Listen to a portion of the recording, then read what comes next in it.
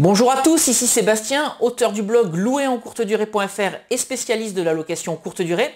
Je vous souhaite la bienvenue dans cette nouvelle vidéo dans laquelle on va répondre à Ellie qui m'a envoyé un email et qui se pose des questions sur la société de service ou l'agence immobilière avec laquelle il doit travailler pour déléguer totalement son activité de location courte durée. Donc ce que je vais faire dans cette vidéo, c'est vous lire le message que j'ai reçu d'Ellie et puis on va voir quelle réponse bizarre il a eu de la part de cette agence immobilière. Allez, c'est parti et ça se passe tout de suite sur Louer en courte durée.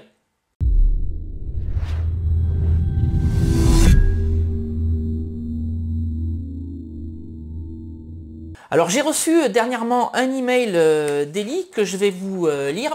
Alors Ellie, c'est une personne qui habite à Grenoble et qui cherche à déléguer totalement son activité de location courte durée. Ça, je peux tout à fait le comprendre parce que c'est quand même une activité chronophage. Donc il est très important de trouver les bons acteurs ou les bons partenaires avec lesquels vous allez travailler. Donc voici le message maintenant que j'ai reçu d'Ellie. Bonjour, tout d'abord je tiens à vous remercier de vos conseils via vos vidéos, cela m'a beaucoup aidé, donc merci Ellie pour cette première chose. Alors voilà ce que me dit ensuite Ellie. Je viens vers vous car j'ai décidé de me lancer dans la location courte durée de mon bien immobilier. Seulement je n'ai pas le temps de m'en occuper, donc je voudrais confier cela à une agence de conciergerie. Je suis sur Grenoble, mais je n'ai trouvé qu'une adresse vers qui me tourner. C'est une nouvelle société qui s'appelle, donc là il me donne le nom de la société. Je les ai donc contactés et quelques points ne m'enchantent pas vraiment. Le premier, c'est qu'ils ne m'ont fait qu'une seule proposition et c'est une prestation full, c'est-à-dire qu'ils gèrent tout de A à Z. Je ne peux pas déléguer mon affaire qu'à moitié. Le deuxième point, c'est qu'ils ne publient l'annonce que sur un seul site de réservation en ligne, Airbnb.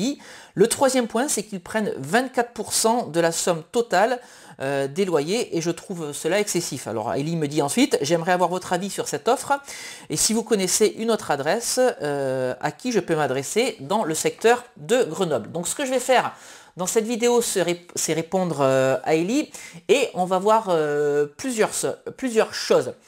Alors Ellie, en fait, là, tu n'as pas affaire à une agence de conciergerie, mais plutôt à une agence immobilière, j'ai l'impression, puisque l'agence immobilière, elle veut prendre l'intégralité de la prestation. C'est-à-dire que si tu confies ton bien immobilier à cette société, elle va gérer la publication des annonces, le contact avec les clients, la synchronisation avec les voyageurs, et elle va également envoyer certainement sur site les prestataires de services pour effectuer le ménage dans les appartements ou dans ton appartement pour le repréparer ensuite pour les locataires suivants. Alors dans un premier temps, vu qu'on est sur une prestation globale, 24% des loyers, c'est quelque chose qui ne me paraît pas excessif.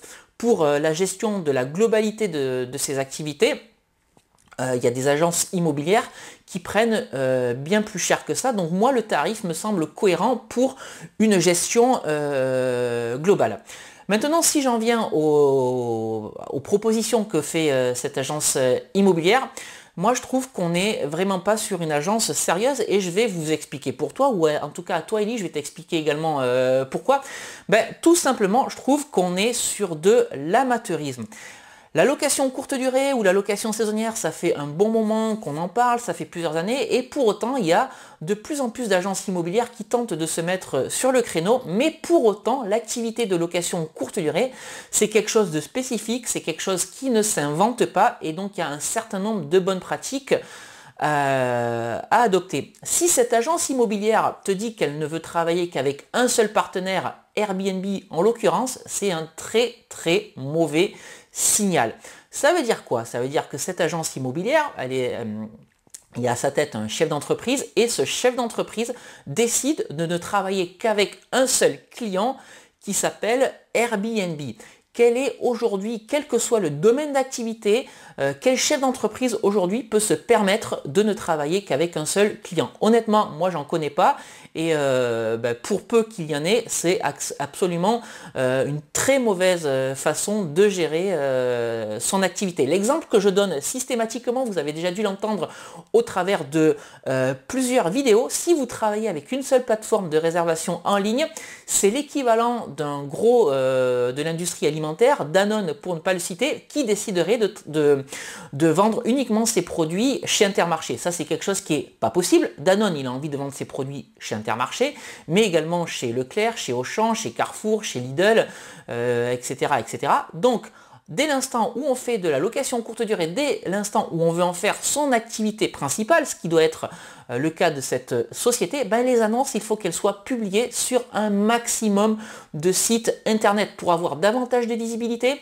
et pour remplir plus rapidement les calendriers. Et la conséquence de tout ça, si cette agence immobilière ne publie les annonces que sur un site internet, bah, ça veut dire qu'elle va encore une fois avoir une perte de chiffre d'affaires parce que elle ne remplira pas correctement ses calendriers, mais ça va également avoir un impact pour ses clients qui, eux, ne vont pas remplir les calendriers, et forcément cette agence immobilière elle ne touchera pas les 24% de commission, ou en tout cas pas de manière optimale, puisque c'est 24% de commission que cette agence te propose. Donc pour moi on est clairement sur de l'amateurisme, et ce qui me met également la puce à l'oreille, si cette agence immobilière souhaite travailler uniquement avec Airbnb, ça veut dire qu'elle n'est absolument pas équipée pour faire de la location courte durée. Aujourd'hui, on est dans un monde qui évolue très très rapidement, les choses vont de plus en plus vite, il faut s'adapter aux nouvelles technologies, il faut s'adapter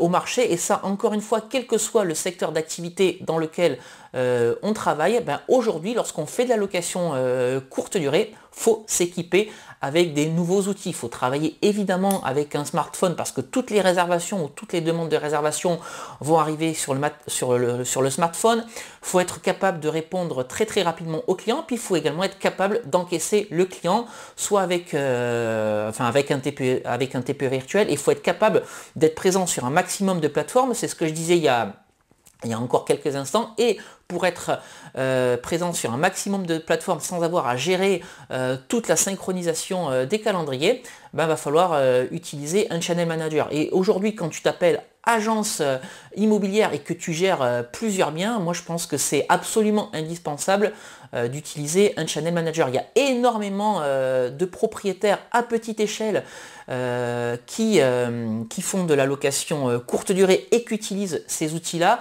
Je trouve que ça aberrant de s'appeler agence immobilière et de ne pas être équipé pour faire ce type d'activité. Donc encore une fois, un mauvais point pour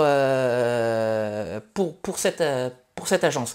Maintenant, revenons à la prestation. Tu me disais, Elie, que cette agence immobilière, elle propose une seule prestation, c'est-à-dire l'intégralité de l'activité, c'est-à-dire qu'elle va gérer tout, la gestion des annonces, la publication des annonces, le contact client, le ménage, etc. Ça, en soi, c'est pas quelque chose qui me choque, parce que l'agence immobilière, si elle a juste en charge la gestion des annonces ou le contact client, ou juste en charge la synchronisation de tout ce qui va se passer sur le terrain avec la remise des clés, le ménage, etc., elle va pas gagner sa vie. Elle, ce qui va être intéressant pour cette société ou cette agence immobilière, c'est d'avoir l'intégralité de la prestation, l'intégralité de l'activité de location courte durée. Maintenant, si toi, Elie, tu souhaites garder une partie de cette activité, c'est-à-dire gérer, j'imagine, la partie amont, la partie commerciale comme moi je le fais, c'est pas une agence immobilière que tu dois contacter, mais c'est plutôt une société de conciergerie ou une société de service à la personne ou une femme de ménage, etc. C'est-à-dire des personnes qui vont gérer l'activité sur site. L'agence immobilière, ça ne lui intéresse pas de garder uniquement la partie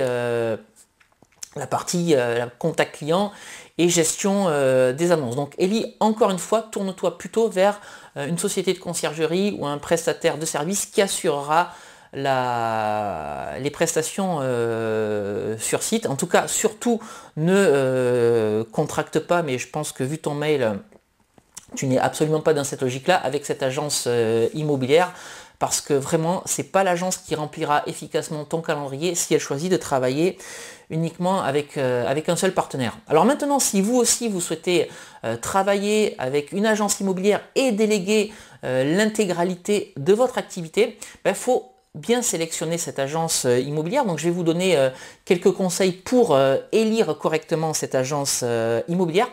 Allez les rencontrer et demandez avec quelle plateforme les agences travaillent. Si elle vous dit uniquement avec une plateforme, que ce soit Booking, Airbnb ou Abritel, c'est pas la peine d'aller plus loin. Aujourd'hui, encore une fois, comme je le disais en début de cette vidéo, il faut travailler avec un nombre maximum de partenaires. Les partenaires, ce sont les personnes ou les sociétés qui vont vous aider à remplir plus rapidement et plus efficacement les calendriers. Donc travailler avec un seul partenaire, c'est une grosse erreur. Ensuite, la deuxième question que vous pouvez poser, c'est quels outils vous utilisez, monsieur ou madame l'agence immobilière, pour effectuer cette activité de location courte durée. Si l'agence immobilière dit j'ai aucun outil particulier, c'est pareil, fuyez. L'agence immobilière, elle doit être capable à minima d'encaisser les réservations par carte bancaire, soit parce qu'elle va prendre des réservations qui viennent de Booking, soit parce qu'elle a sa propre plateforme de réservation en ligne et auquel cas elle est obligée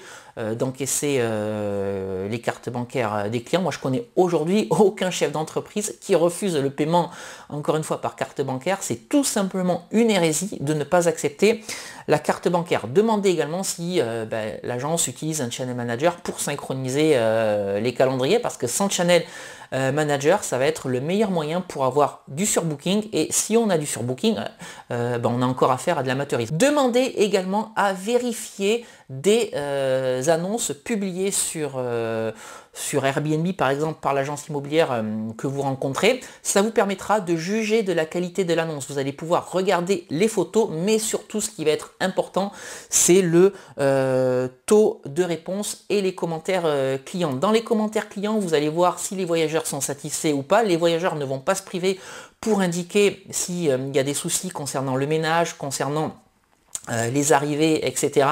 Et ça va vous permettre de voir au travers d'exemples concrets si l'agence immobilière travaille correctement. Donc ça, c'est également important de le demander à l'agence immobilière, et regardez également le taux de remplissage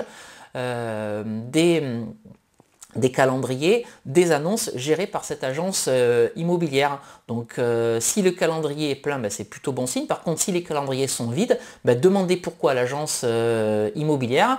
Elle aura certainement une bonne raison, en tout cas je l'espère, pour expliquer le fait que les calendriers soient vides.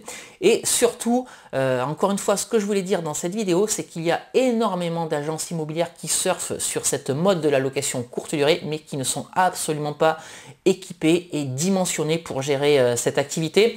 Je crois que je vous l'avais dit dans une vidéo que j'ai publiée il y a quelques mois de ça, mais je me suis retrouvé en séminaire sur de la location courte durée, et l'assistance était essentiellement composée d'agences immobilières, et il y avait une agence immobilière dans la salle qui disait qu'elle gérait encore les plannings de ses clients au papier et au crayon. Donc pas de carte bancaire, pas de synchronisation des calendriers et un planning géré au papier au crayon. Donc clairement, c'est absolument pas quelque chose de possible. Vous aujourd'hui, quand vous allez confier les clés de votre logement, appartement ou maison pour faire de la location courte durée à une agence, vous avez envie que les calendriers soient pleins, vous avez envie que tout soit automatisé, vous avez envie que tout aille vite pour gagner le maximum d'argent et avoir le maximum de rentabilité.